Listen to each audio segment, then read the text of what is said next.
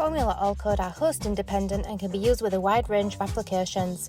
In this video, we see a student using a buggy with our own software, Flowcode. As always, a free curriculum is supplied with the kit, which includes information on how to connect to the buggy through various software and also some examples of what can be achieved.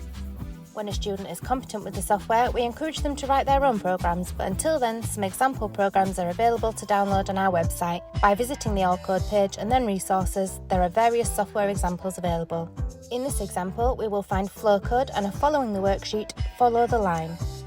To begin with, the student must connect to the buggy via Bluetooth and check which port it's connected to. They will then go into the example software to ensure this matches with the port written into the program. If it didn't match, they would be able to change it here. In our example, the port matches, so we are able to continue.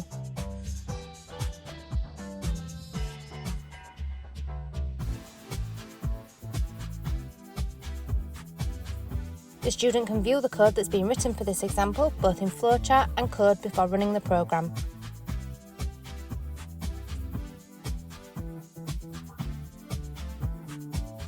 For this example, the buggy has been programmed to use its sensors to follow a black line.